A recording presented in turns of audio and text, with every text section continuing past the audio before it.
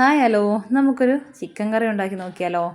വളരെ പെട്ടെന്ന് എന്നാൽ തന്നെ നാടൻ രീതിയിലാണ് ഈ ചിക്കൻ കറി ഉണ്ടാക്കാൻ പോകുന്നത്. അതിനായി 3 സവാള, 2 തക്കാളി, ഇഞ്ചി വെളുത്തുള്ളി പേസ്റ്റ്, കറിവേപ്പില, പച്ചമുളക്, ചിക്കൻ 1 kg ആണ് കേട്ടോ ചിക്കൻ എടുത്തിട്ടുള്ളത്. ഇനി നമുക്ക് ഒരു പാത്രം വെക്കാം.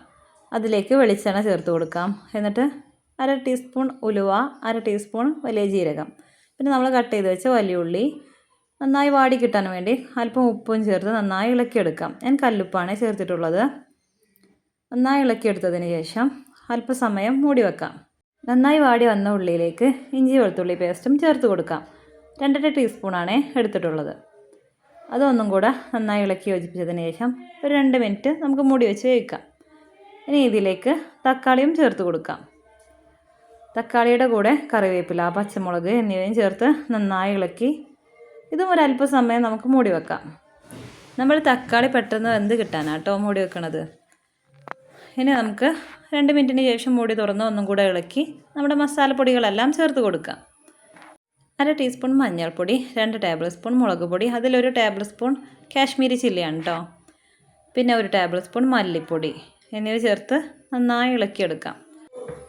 മസാലയുടെ പച്ചമണം മാറുന്നത് വരെ നമുക്ക് വഴറ്റിയെടുക്കാം. നന്നായി വഴന്ന് വന്ന നമ്മുടെ മസാല ഗ്രേവിയിലേക്ക് നമ്മുടെ ചിക്കൻ ചേർത്ത് കൊടുക്കാം. ചിക്കൻ ചേർത്തും നന്നായി ഒന്ന് ഇളക്കിയെടുക്കാം കേട്ടോ. ഇതിലേക്ക് അല്പം ഗരം മസാലയും ചേർത്ത് കൊടുക്കാം കേട്ടോ. ഒരു 1.5 ടീസ്പൂൺ ചേർത്ത് കൊടുത്താൽ മതി. എന്നിട്ട് നന്നായി ഇളക്കിയതിന് ശേഷം അല്പസമയം നമുക്ക് മൂടി വെക്കാം. ഒരു 4 മിനിറ്റിന് ശേഷം നമുക്ക് മൂടി തുറന്ന് നമുക്ക് കറിക്ക് ആവശ്യമായ വെള്ളം ചേർത്ത് കൊടുക്കാം. ഇളം ചൂടുള്ള 2 കപ്പ് വെള്ളമാണ് ഞാൻ ചേർത്തിട്ടുള്ളത്. അതൊക്കെ നമ്മുടെ കറിക്കനുസരിച്ച് നമുക്ക് ചേർത്ത് കൊടുക്കാവുന്നതാണ്.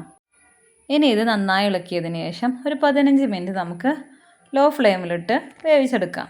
ഈ ടൈം കൊണ്ട് തന്നെ നമ്മുടെ ചിക്കൻ കറി നന്നായി വെന്ത് കിട്ടും. ഇനി ഇതിലേക്ക് അല്പം ഗരം മസാലയും മല്ലിയിലയും ചേർത്ത് കൊടുക്കാം. അങ്ങനെ നമ്മുടെ ഈസി ചിക്കൻ കറി റെഡി ആയിട്ടുണ്ട്. എൻ്റെ വീഡിയോസ് ഇഷ്ടപ്പെട്ടാൽ എൻ്റെ ചാനലൊന്ന് സബ്സ്ക്രൈബ് ചെയ്യണേ, ലൈക്ക് തരണേ, കമൻ്റ് ഇടാൻ മറക്കരുതേ. ഇതുപോലത്തെ ഒരുപാട് ഈസി റെസിപ്പി ഞാൻ അപ്ലോഡ് ആക്കിയിട്ടുണ്ട്, കണ്ടു നോക്കണേ.